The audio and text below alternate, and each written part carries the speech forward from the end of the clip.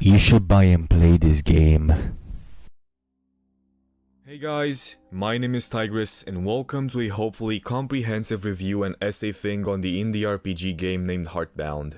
For years on end, I forgot this game existed, but it used to be a pretty big deal several years ago, getting coverage from the likes of Jacksepticeye, who played the demo when it got out.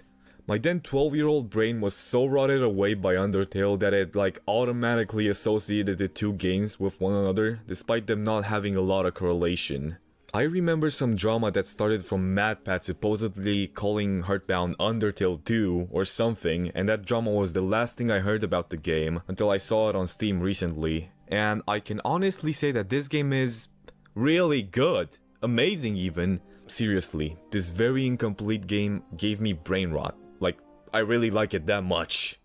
Developed and published by Pirate Software in the Christmas of 2018, Heartbound is still in early access almost 6 years later, with only 2 fully playable chapters and an unfinished third chapter available at the time of me making this video. There are still regular updates on the development of the game, so it's thankfully not abandoned.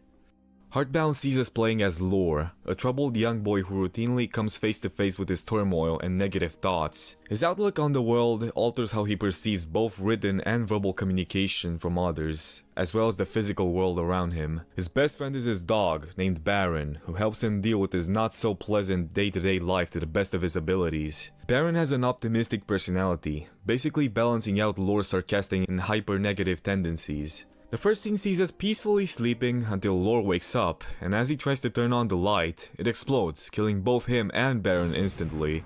I'm joking, they're both fine. They leave the room when they notice that Lore's dad is awake. Bracing themselves, they proceed, and Lore's dad tells them to go take out the trash from the kitchen. It was here that we noticed Lore's father's dialogue glitches, changing from a seemingly friendly demand to one where he degrades Lore, calling him a moron. I think this is Lore misinterpreting his father's words out of fear, making what he said much worse than it actually was. Making our way downstairs, the living room is covered in beer cans. Lore comments on this, mentioning that this is his mother's doing since she suffers from alcoholism. After feeding Baron his favorite food, we pick up the trash and head outside to throw it out. This is when we can pick up our trusty axe. This is gonna be our best weapon for the rest of the game, so it's pretty important, although you can choose to go on without it. Returning to the house, both Lore and Baron go back to sleep, and during the transition, Baron encourages us, further serving as our loyal companion that tries its best to help. Waking up a second time, Lore finds that his room has been completely trashed by something. Baron is absent from the room, and so our main goal now is to find him at all costs. I need to stop for a little bit to talk about the amazing soundtrack this game has. The song that plays when Lore wakes up does a really good job of setting the atmosphere. By leaving Lore's room, we find out that the entire house is messed up, and with Baron nowhere in sight, we go to search for him outside. Behind the house, we find Baron's collar, it being torn apart. We then go on to the path present in front of us. Pushing some logs out of the way, we come face to face with this thing. It tries speaking to us in some weird rune language, and with Lore not being proficient in bullshit, a fight ensues. This is our first fight, and so we get introduced to the combat system. It's pretty good for an RPG, and I find it much better than Undertale, for example. If you didn't take the axe earlier, Lore fights the creature with a stick, and you deal a lot less damage as a result. I didn't mention this, but you also could have made the choice to go in your pajamas, and if you do that, then you get a big HP reduction. After you fight the thing for a little bit, it prepares an undodgeable attack. Fortunately, someone comes to our aid and they save us right in the nick of time. It's an old guy who casts some kind of spell to defend the attack, and then we teleport out of the forest. We are now in the old man's home. It's some sort of makeshift library, and honestly it does look pretty cozy. He introduces himself as Binder, or Binder, I don't know, but he's here to supposedly help Lore find Baron, so that's great. He tells us that to get Baron back, we need to head to another world so we can retrieve a powerful artifact, and we can do so by entering this grandfather clock. He also tells us that he cannot go there himself for some unknown reason, so Lore has to go alone. Lore is sent to this weird dimension where we need to solve a few easy puzzles to progress further in. Binder is also here, telepathically speaking to us somehow. After the third puzzle, we finally make it to the room that holds the artifact. It's this book with a big ass eye in the middle of it. Before Lord can pick up the artifact, Binder senses that something is wrong and he tells Lord to get out of there ASAP, but he's interrupted. This is when a corrupted version of Lord takes over, urging us to take the artifact in order to save Baron.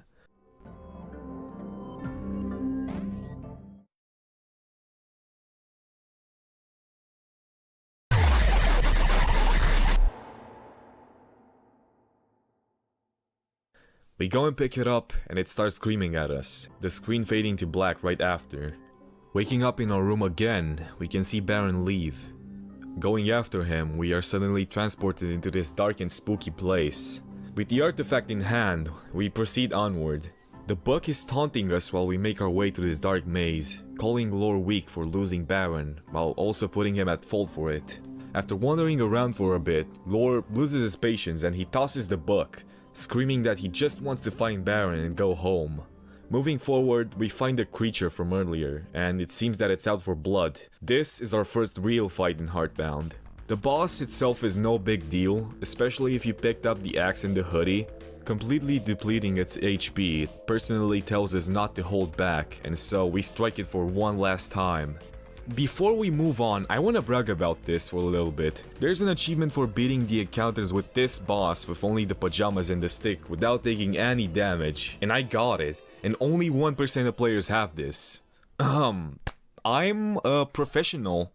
After we defeated the boss, Lore finds out that it's actually Baron? We fucked up. The book taunts Lore once again, and then it uses its powers to break apart Baron's soul into 3 pieces. Lore gets teleported out of there, and we can see Baron's soul getting scattered into 3 different dimensions. And now we get to choose where to go first. In my playthrough, I went to the utmost left dimension. Welcome to the tower. We find ourselves in this weird office room, and the exit is locked. Looking around through the papers, we find a hidden keypad that allows us to type in numbers. The problem is, we don't know the code. Looking around some more, we're able to decipher the puzzle and we input the code into the keypad, unlocking the door and allowing us to leave.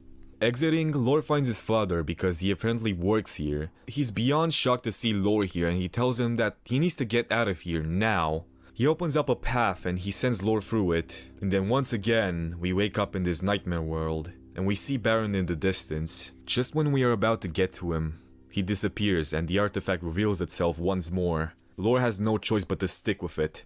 The book taunts him one more time before we are transported back to the tower, where we meet this guy. Say hello to Joe Regular.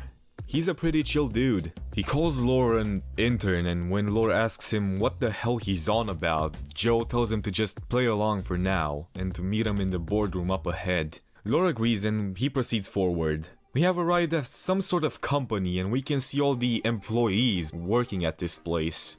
As we saw earlier, Lore's dad also works in this mysterious place. After we meet Joe, he gives us a password and we're tasked with going to one of the cubicles. This is where we meet Oscar, or Oscar, or Oscar. Man, I don't know. The AI that supervises mostly everything here. Oscar gives us an IT job and so Lore heads to the server room, where we talked with this guy. He asks us to retrieve 5 rubber duckies that are scattered around, and after we do that, we go talk to this other dude. I don't remember their names, but they're not that relevant, don't worry. We go do that, then Oscar reassigns us to the cafeteria, then to the mailroom, and then to a cubicle. We suck so bad at following directions that Oscar assumes we are a manager, and so they send us up to the 2nd floor.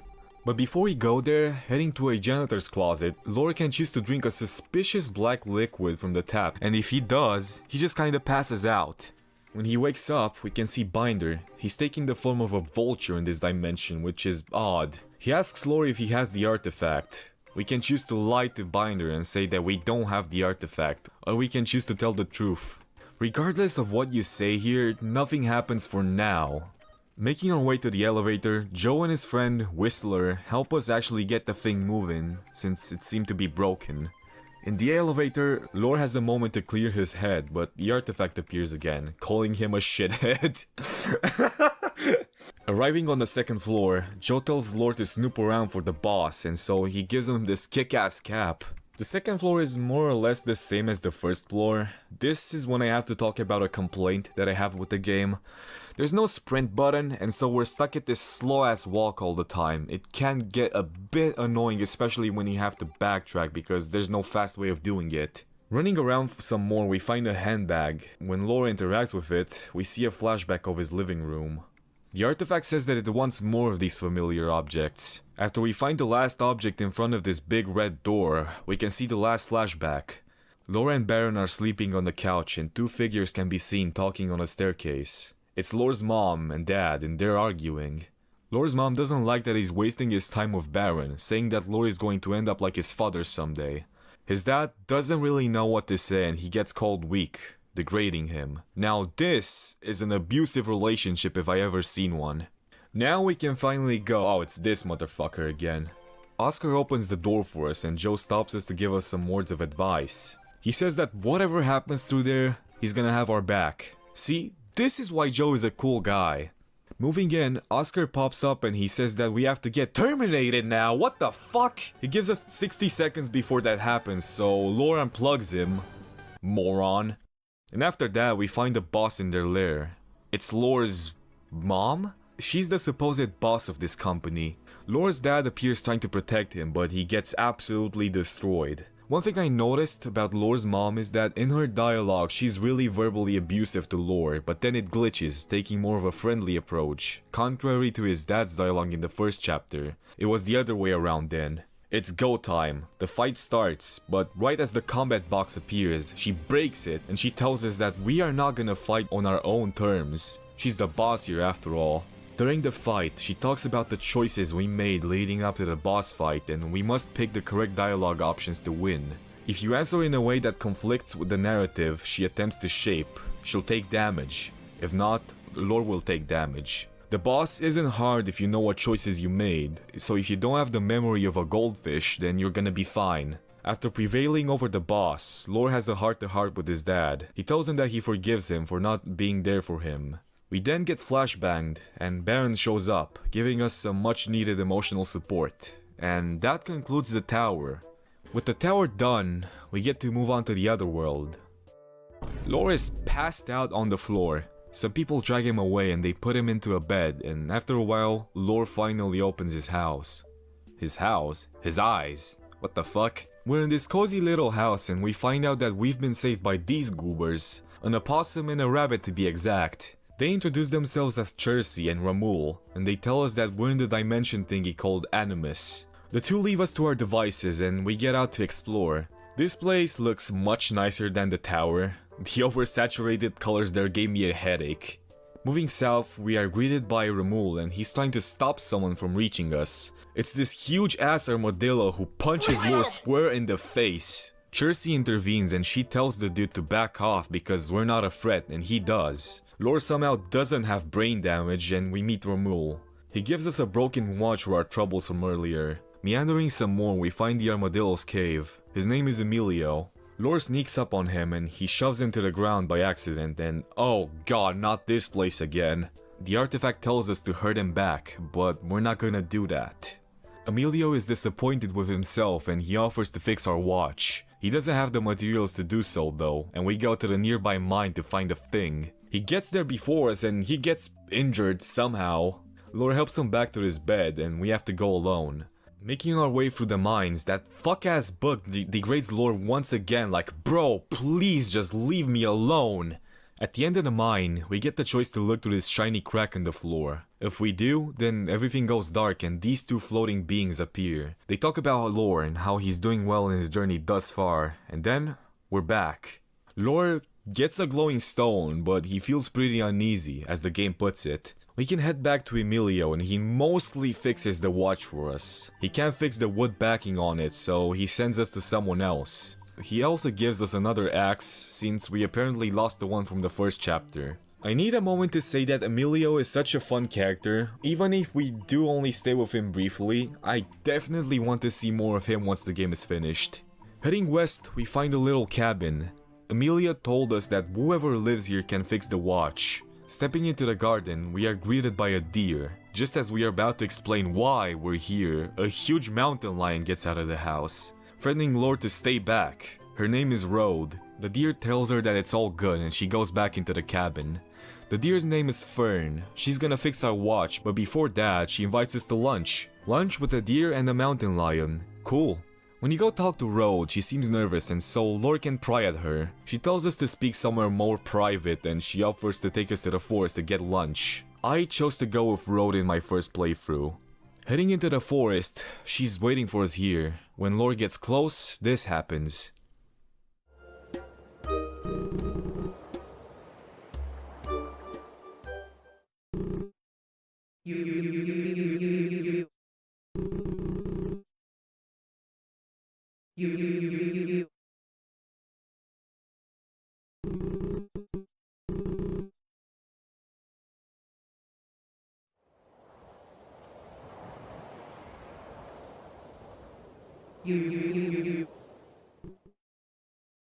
Well, that was fucking awful, but it's fine now. We're safe with the actual road. She says that we're here to go hunting.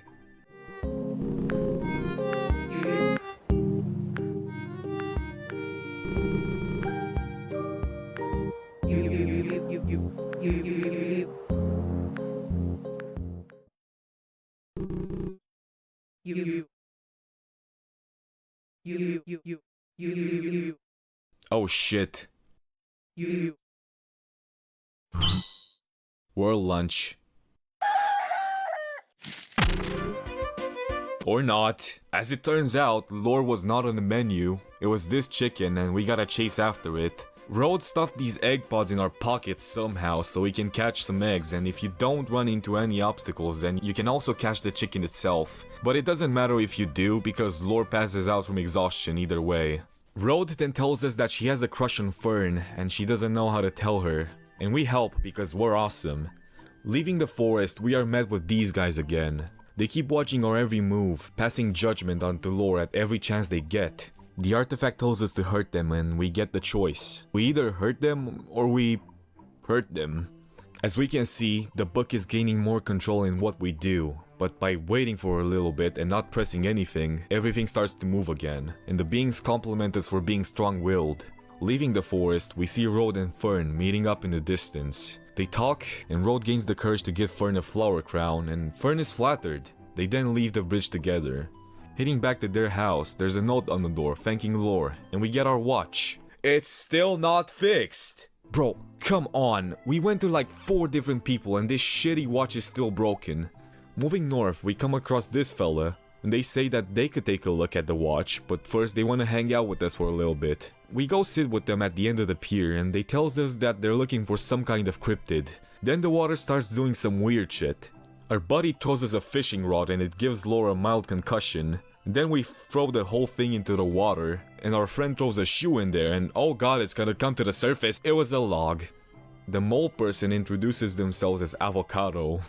What a cool name. And they invite us to their house to get our watch fixed.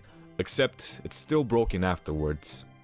Fuck. Okay, well, it's almost fixed. Thank you for trying, Avocado. When we leave, we walk off to a black screen, and those floating head things appear, talking about Lore. We are pressured to hurt them again, but waiting it out works just as before. After that, the clock kickstarts and we wake up in someone's garden at night. Oh look, giant talking turtles. This old couple introduced themselves as Shelly and Sheldon, and they were expecting us. Ramul said we were coming over for a visit. They want to leave for a picnic, so we go with them. We get to choose who we go with. I chose Shelly. Lore and Shelly talk about life and death and more complex matters, and then, when she tells Lore that they arrived, Baron comes on screen to tell us that the game ends here for now. Man... Yeah, this was the early access for now, which quite frankly sucks. I think it's time to mention that this game has 2 main routes that you can take. My playthrough and what I talked about all video was the Glowbringer route.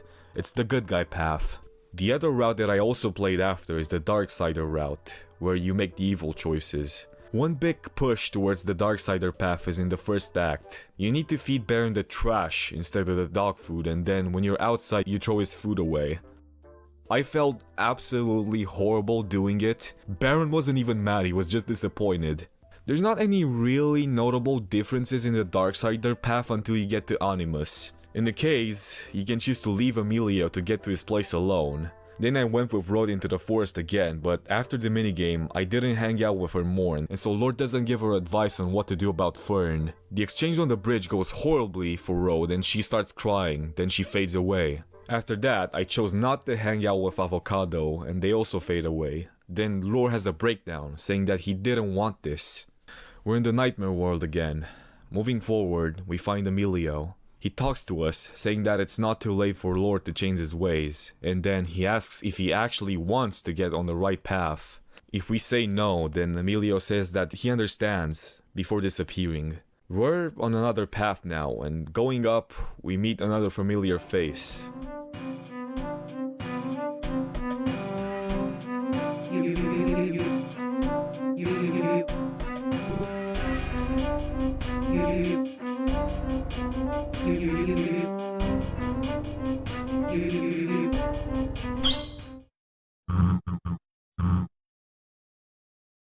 We now have to fight Road, and since we didn't help Emilio, he didn't give us the axe. We only have a stick on us.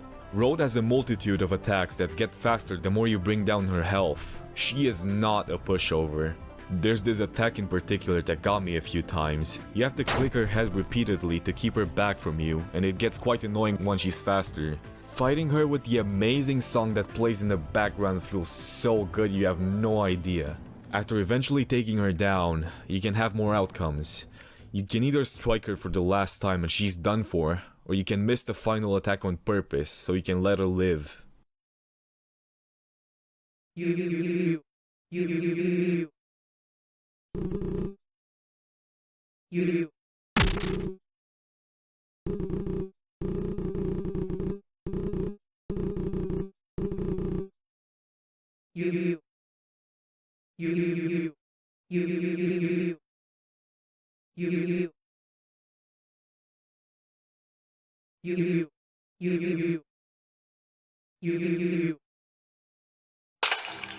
If you do that, you're back in Animus. But if you don't spare Road, Lore also meets Avocado and she's in his way. Bassa Morio. And so, this is what we have of Heartbound so far. Even with the game being in early access, it's one of my favorite games right now. And I really am very fond of it, and I hope I made you want to play it for yourself. The game has a pretty complex story, and so I cannot judge it too much since, you know, it's unfinished. There's also some really good characters in here, with my favorites being Joe, Emilio, and Road. So yeah, downsides, it's early access and no sprint button. Upsides, everything else. I am probably gonna make an actual review on this when it fully releases, since this was mostly just a breakdown of the story and events, but until then, I hope you enjoyed Heartbound. Give this video a like and subscribe because it helps me out a lot. My name is Tigris, and I'll see you in the next one. Peace. Bye. Goodbye.